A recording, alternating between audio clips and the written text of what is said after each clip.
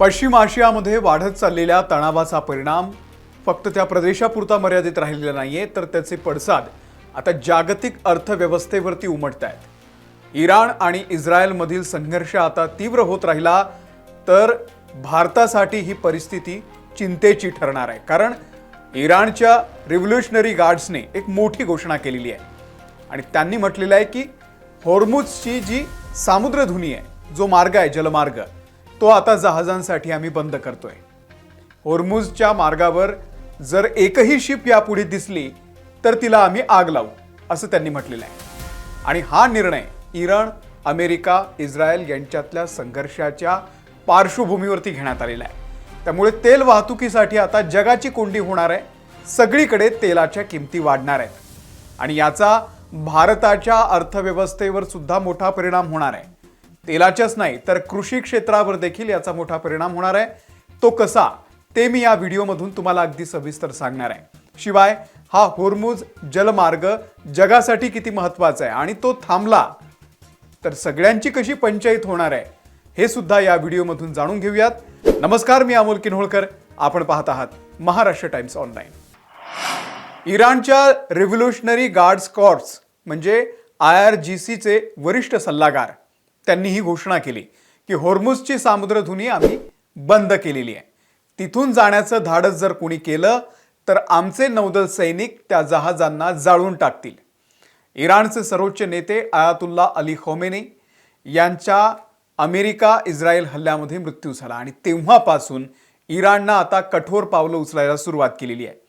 इराणवरती Israel आणि अमेरिकेनं हल्ले केलेले आहेत, पण इराणही त्यांना आता पुरून उरतोय। पण याही पुढे जात डिप्लोमॅटिक स्तरावर सुद्धा इराण आता जगाचं नाक दाबणार आहे। त्यामुळे बडे बडे देश जे स्वतःला महासत्ता म्हणवतात त्यांची पंचायत होणार आहे। काय करणार आहे इराण?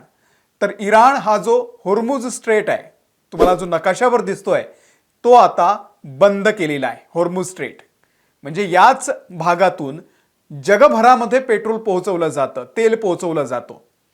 आता हा रस्ताच बंद करून टाकला तर जगभरामध्ये पेट्रोल डिझेलची कमतरता भासणार आहे आणि त्यामुळे इंधनाचे भाव वाढणार आहेत।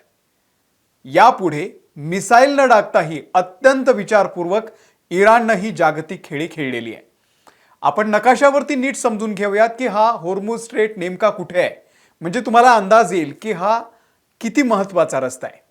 भारताच्या डाव्या बाजूला म्हणजे अरबी समुद्र आहे आणि इथेच अनेक अरब देश आहेत, शेजारी इराण सुद्धा आहे आणि इराण ओमानच्या मध्ये समुद्रात हा हॉर्मुझ मार्ग आहे।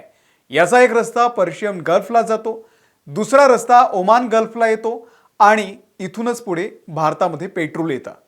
या मार्गावरून जगातील सुमारे 30% तेल आणि 1/3 LNG ची वाहतूक होते। Saudi Arabia, Kuwait, Iraq, Qatar, Bahrain, UAE आणि स्वतः इराणमधील तेल आणि वायू जहाज या मार्गाने जात असतात। यातील बहुतेक पुरवठा आशियासाठी, विशेषतः चीनसाठी केला जातो। ही सामुद्रधुनी त्याच्या सर्वात अरुंद बिंदूवरती अंदाजे 33 किलोमीटर रुंद आहे आणि पर्शियन आखाताला ओमानच्या आखाताशी ती जोडते। इराण आणि ओमान इथल्या पाण्यावरती नियंत्रण ठेवतात, परंतु हा एक आंतरराष्ट्रीय जलमार्ग मानला जातो जिथून जहाजांना जाण्याचा येण्याचा अधिकार आहे। दुबई सारखी ठिकाणं त्याच्या अगदी बाहेर आहेत। आता विचार करा, हा रस्ता किती महत्त्वाचा आहे आणि हा बंद केला तर भारताला जे कच्चं तेल येतंय ते येणं बंद होईल। त्यामुळे भारतात पेट्रोलच्या किमती वाढतील।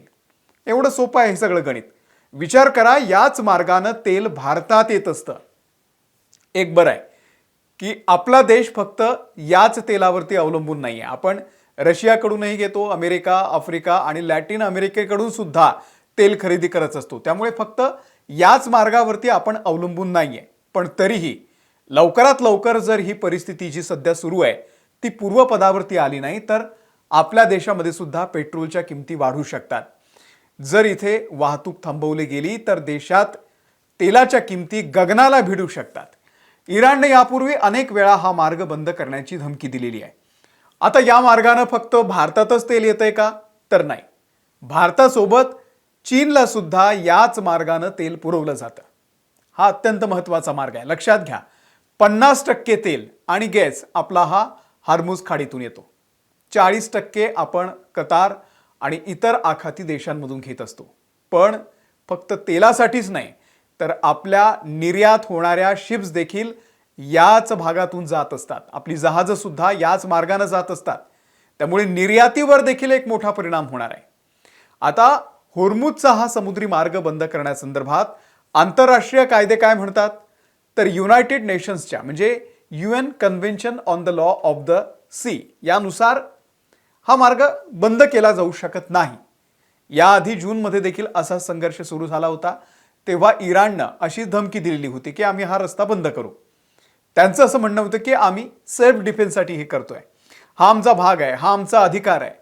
UN मध्ये सुद्धा अमेरिकेची दादागिरी आहे. अमेरिका एका देशामध्ये जाऊन इतक्या भयानक पद्धतीनं हल्ले करते, तेव्हा जर UN मूग गिळून गप्प बसत असेल, तर मग इराणनं आता हा मार्ग बंद केल्यानंतर त्यांना बोलण्याचा अधिकार आहे का?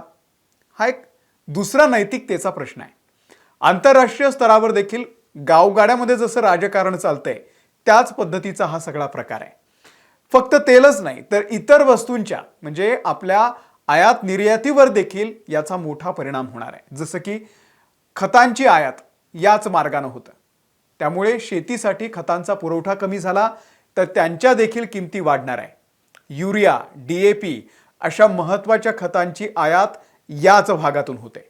त्यामुळे आगामी खरीप हंगामासाठी भारताच्या कृषी क्षेत्रासाठी सुद्धा ही एक मोठी चिंतेची बाब आहे. केंद्र सरकारच्या खत अनुदान योजनेवरती अतिरिक्त ताण यामुळे येऊ शकतो. जागतिक निर्यातीपैकी सुमारे 45% निर्यात आता धोक्यात आल्याची संभावना आहे, कारण हा मार्ग आता बंद झालाय. त्यामुळे आयात निर्यात जर अशीच धोक्यात आली तर याचा थेट परिणाम भारताच्या अर्थव्यवस्थेवरती आणि परिणामी जगाच्या अर्थव्यवस्थेवरती होणार आहे. त्यामुळे वाहतूक खर्च वाढेल, पर्यायी किमती वाढतील, आपल्या सगळ्याच गोष्टींवरती या सगळ्याचा परिणाम होऊ शकतो. अशा परिस्थितीमध्ये भारतासह चीनला मोठं नुकसान सहन करावं लागू शकतं. होर्मुझच्या सामुद्रधुनीमध्ये कोणताही अडथळा आल्यास तेल पुरवठ्यावरती घट होऊ शकते आणि माल वाहतूक आणि विमा खर्चात सुद्धा आता वाढ होऊ शकते. परिणामी कच्च्या तेलाच्या किमतीवरती याचा परिणाम होईल आणि असं झालं तर भारताचे आयात बिल वाढू शकतं. आशा करूयात की ही परिस्थिती लवकरात लवकर सामान्य होईल. आपण आशाच करू शकतो, कारण सध्या ज्या पद्धतीनं अमेरिका आणि इस्रायल इराणवरती ज्या पद्धतीनं हल्ले करते ते फार वेदनादायी आहे. आणि म्हणूनच इराणनं आता हा शेवटचा पर्याय म्हणून हा होर्मुझचा जो जलमार्ग आहे तो बंद केलेला आहे. आणि या माध्यमामधून त्यांनी या सगळ्यांची हे जे सगळे आखातातले देश आहे त्यांचं नाक दाबण्याची यावेळी तयारी सुरू केलेली आहे. आणि हा जलमार्ग बंद होणं म्हणजे जगाच्या अर्थव्यवस्थेवरती याचा सगळ्याचा परिणाम होणार आहे, हे लक्षात घ्या. तुम्हाला या सगळ्याबद्दल नेमकं काय वाटतंय?